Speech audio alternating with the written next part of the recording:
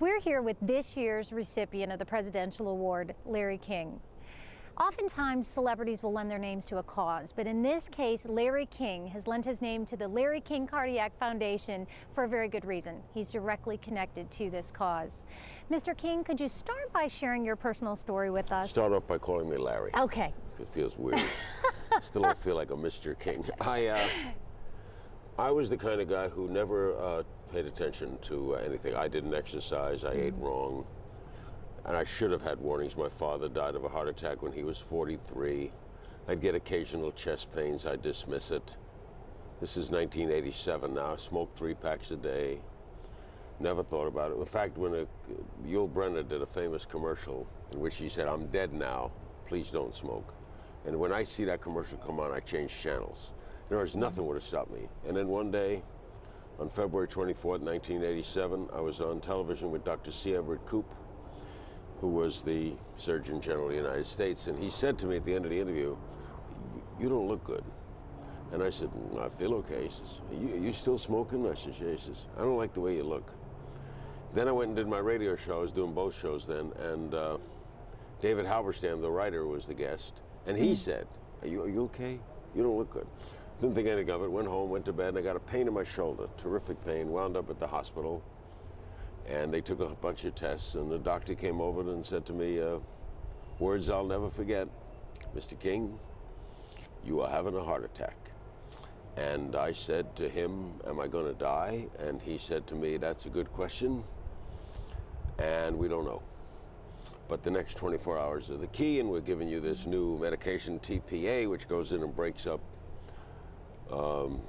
blocked arteries," and I recovered from that, and subsequently went in for some tests, did a treadmill, and I had me on a treadmill for 1 minute, and he said, "Step off." Yeah. And they gave me an angiogram and said, "You need bypass." And then I flew to New York to get a second opinion, and had Dr. Wayne Isom, a very famous heart surgeon, did a quintuple bypass in December of '87, about 7 months after the heart attack. And I got religion from that, if you could call it that. I stopped smoking the day of the heart attack. And I don't know why, I never reached for one again, nor wanted one again, and I loved smoking.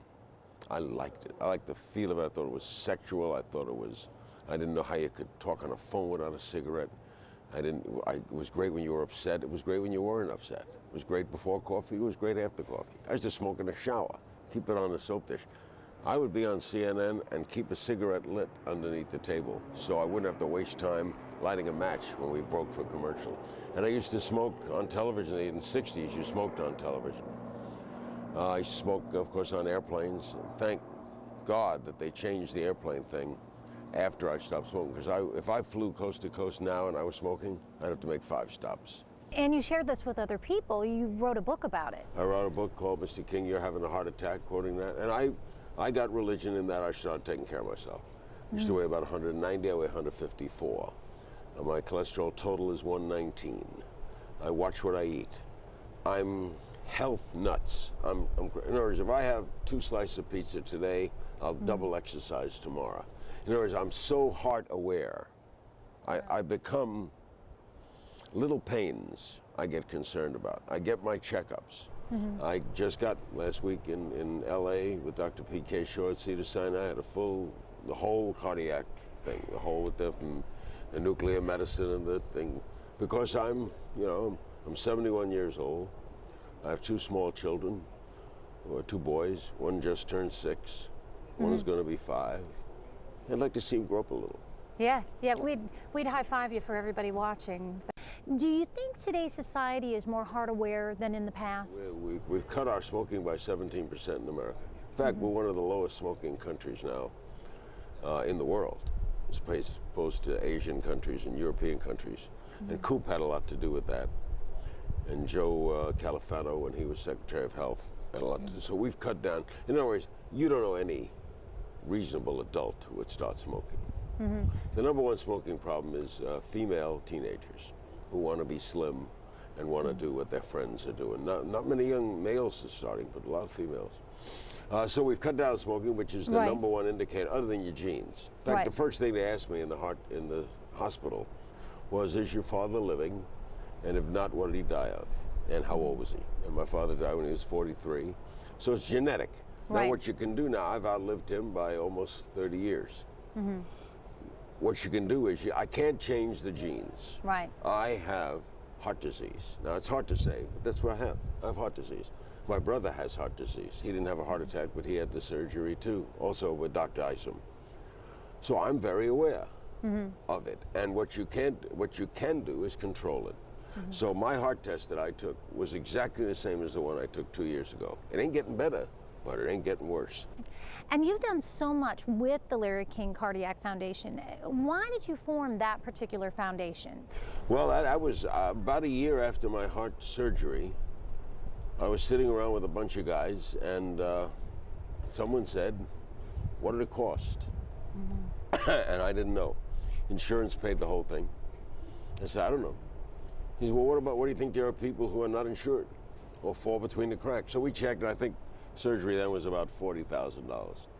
So we started this foundation very small to help people who can't afford it.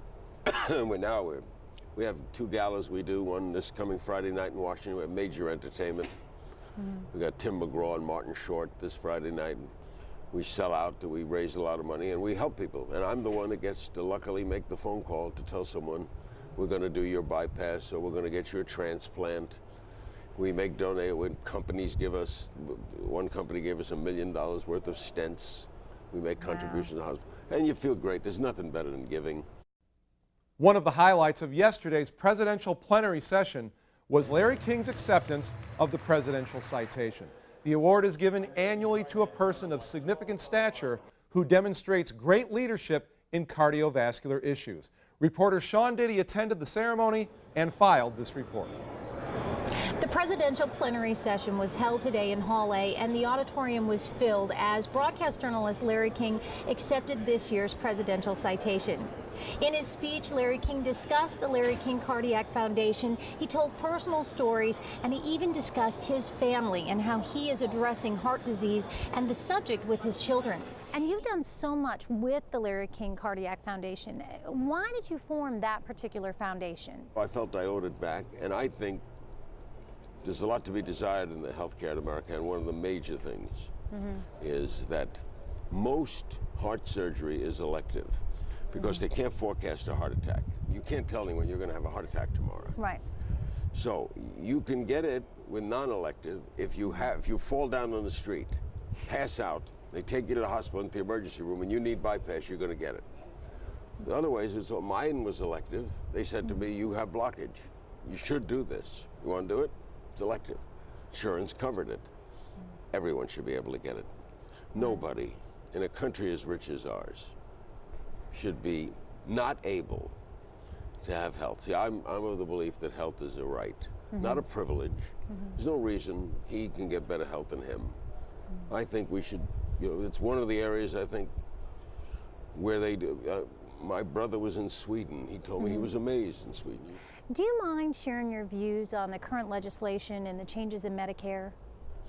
Well, this is a major, major problem in this country, affording what we know obviously is needed.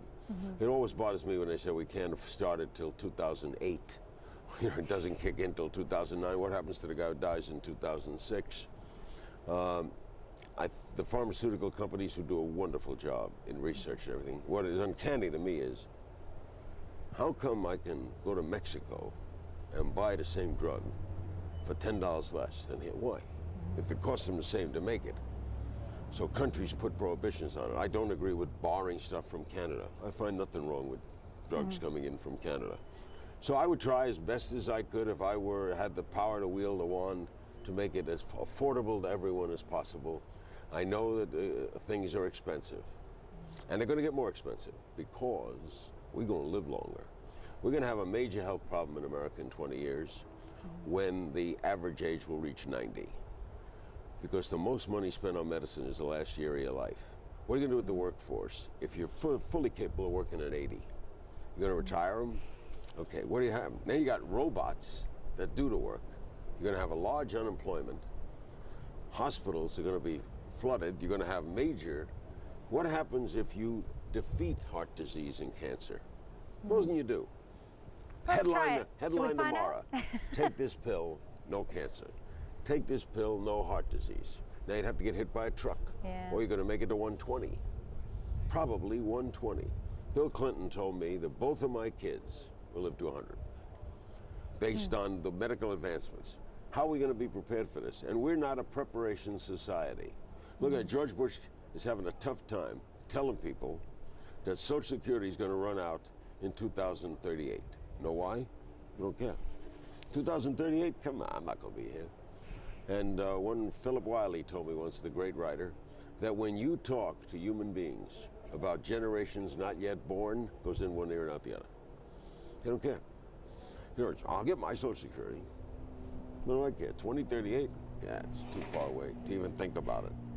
So it's a complex problem. There are no easy answers. There's no knee-jerk answers to it. I don't have any of the answers, but I do believe in my heart that I'd rather spend money on health than bombs. Well, and at this point, you're doing what you can with the Larry King Foundation. It's a great foundation.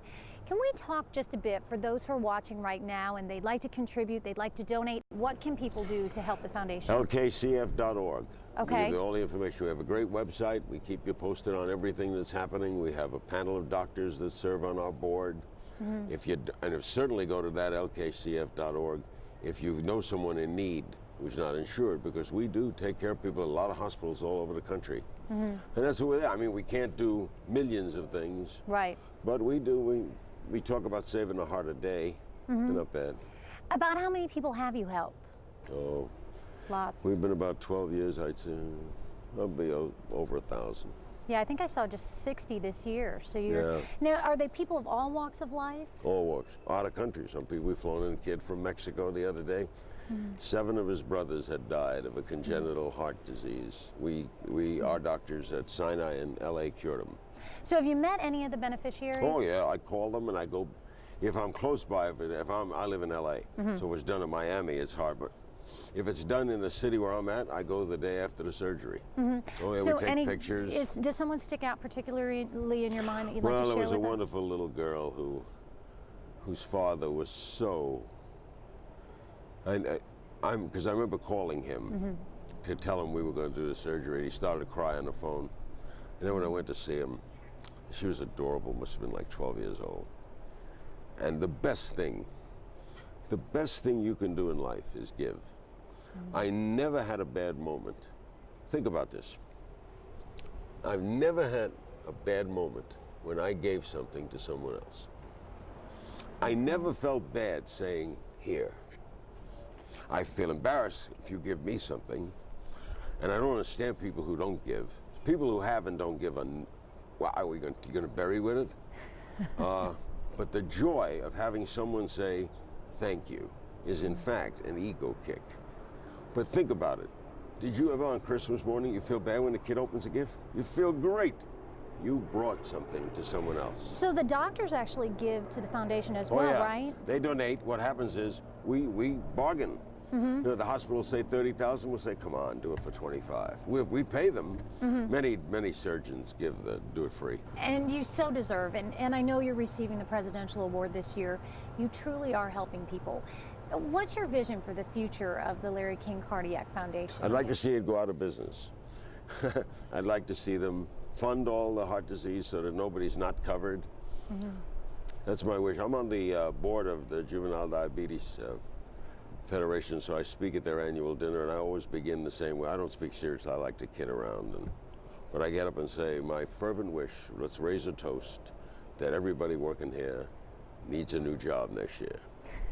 Let's hope that the charity disappears. It's the only way you're going to do it. So that's my hope, is that we don't need it. Well, we are so glad to have you with us. Thank you, Shawn. We wish you continued success. Congratulations on your award. And again, if we want to donate to the Larry King Foundation, once again, what is that website? LKCF, Larry King Cardiac Foundation.org. Thank you very much. Thank you, doll. Larry King has always gotten his interview subjects to open up for him. Well, it was our turn. He opened up and told us a lot of great things.